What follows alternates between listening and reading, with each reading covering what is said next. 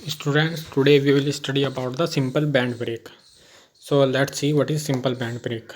A simple band brake consists of a flexible band of leather, one or more ropes or steel lined with friction material which embraces a part of the circumference of the drum. A band brake as shown in figure is called a simple band brake.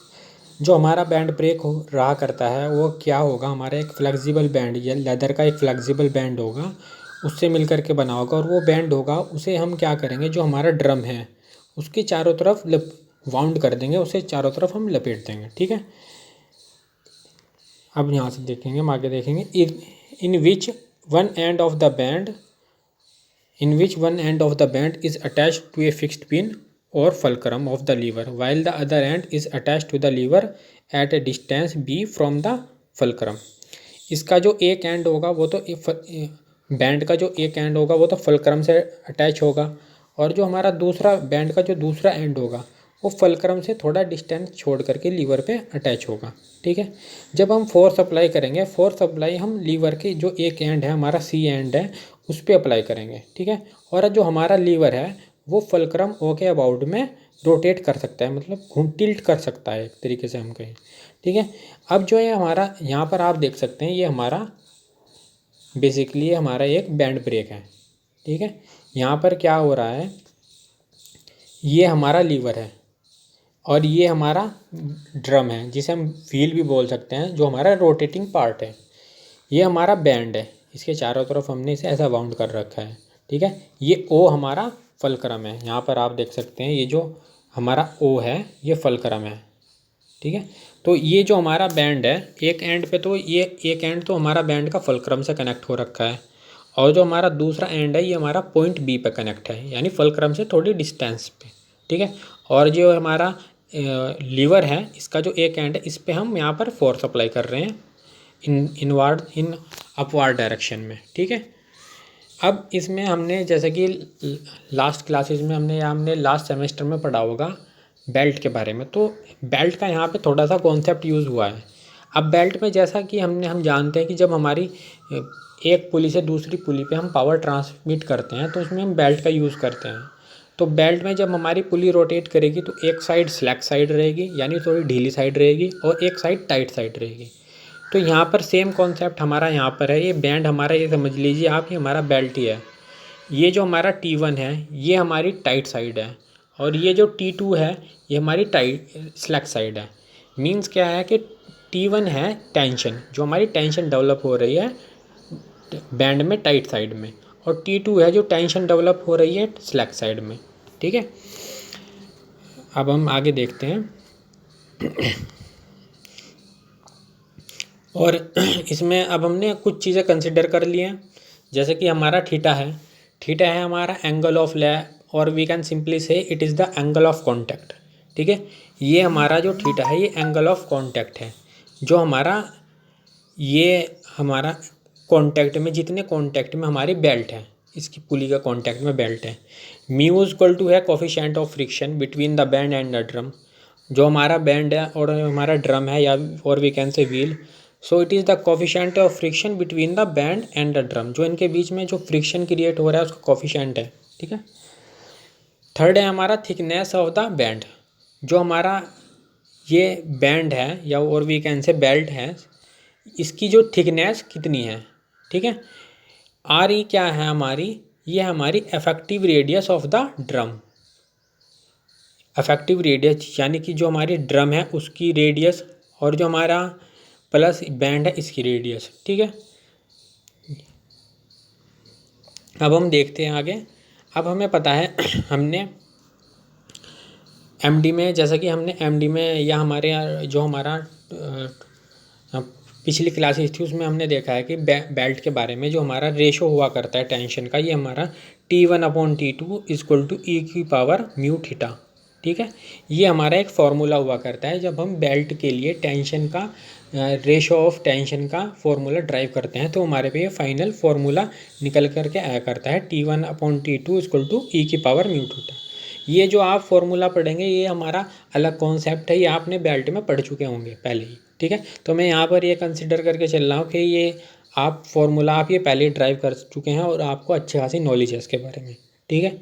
अब हमने क्या किया है, यहाँ पर जो है हमारा फॉर्मूला है, इसका हमने लॉग ले लिया है, ठीक है। जब हमने इसका लॉग लिया है तो ये हमारा ये हमने लॉग ले करके ये हमारा रिलेशन ये आ गया है 2.3, क्योंकि हमारी पावर मल्टीप्लिकेशन में आ जाती है लॉग में, ठीक है। तो उसी में फॉर्मूले का यूज़ करके हमारा पास में ये आ गया है। अब हमें निकालनी है braking torque. Now braking torque on the drum is equal to T1 minus T2। जो हमारे पास में ड्रम है उस पर अफेक्टिव ब्रेकिंग टॉर्क होगी कितनी, हम कितनी ब्रेकिंग टॉर्क लगा करके इसे रेस्ट में ला सकते हैं। तो वो हमारी अफेक्टिव ब्रेकिंग टॉर्क होगी जो हमारी T1 है माइनस T2, यानी हमारी जो टेंशन टाइट साइड में है और हमारी उसमें से हम क्या सब्सट्रैक्ट करेंगे, जो हमारी टेंशन स्लैक साइड में है, ठीक है। अब आप जानते हैं breaking now we will see breaking torque on the drum. अब टॉर्क का हमने फार्मूला पहले ही देख चुके हैं कि फोर्स इनटू परपेंडिकुलर डिस्टेंस। तो यहाँ पर हमारा टेंशन्स हैं, यानी हमारी अफेक्टिव जो फोर्स है ब्रेकिंग फोर्स वो T1 माइनस T2 है। तो फोर्स इनटू डिस्टेंस, और जो हमारी परपेंडिकुलर डिस्टेंस रहेगी वो हमारी आप जाहिर सी बात है रेडियस ही रहेगी।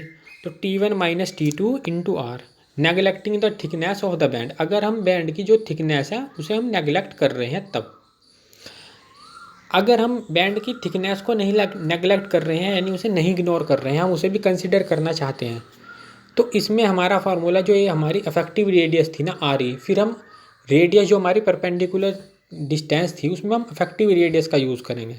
तो यहाँ पे जो हमारा दूसरा रिलेशन है यह T1 minus T2 into RE, यानी हमने यहाँ पर अफेक्टिव रेडियस का यूज़ कर रखा है, ठीक है।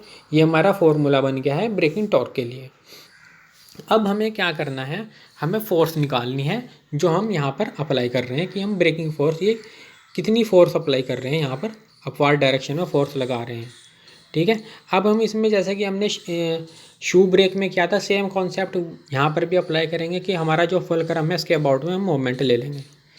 अब हमने क्या किया, मोमेंट ली है यहाँ पे, हमने आप देखेंगे यहाँ पर हमने मोमेंट ले लिया है PL into T1B for clockwise rotation of the drum. जब हमारा जो ड्रम है वो क्लॉकवाइज रोटेट कर रहा है।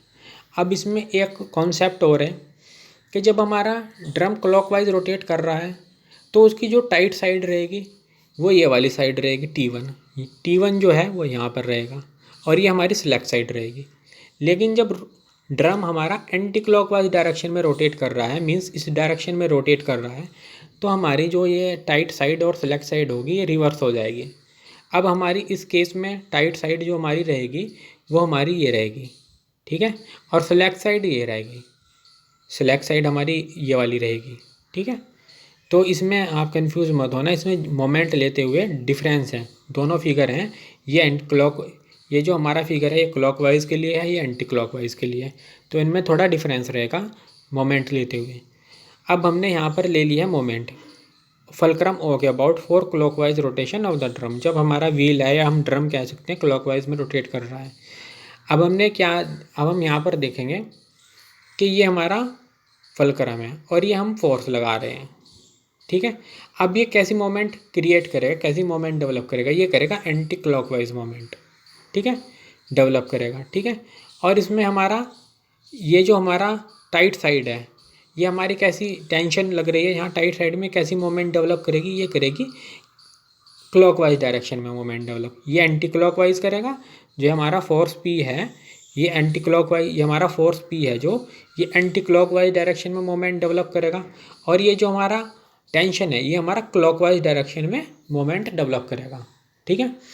तो इसमें सेम वो, और जो ये हमारा T2 है, अब हमने यहाँ इसकी मोमेंट क्यों नहीं ली, क्योंकि जो T2 मोमेंट की लाइन ऑफ एक्शन है वो फुलक्रम O से होकर के जा रही है, उसकी कुछ भी परपेंडिकुलर डिस्टेंस नहीं है जिससे वो मोमेंट क्रिएट कर सके। इसलिए हमारा जो T1 है इसकी वजह से कुछ भी मोमेंट डेवलप नहीं हो पाएगा, इसे हमने ज़ीरो हो जाएगी मोमेंट, ठीक है। अब हमने यहाँ जैसे कि हम सेम लास्ट लेक्चर में शू ब्रेक के डेरिवेशन में क्या है, क्लॉकवाइज और एंटी क्लॉकवाइज मोमेंट को इक्वेट कर दिया है।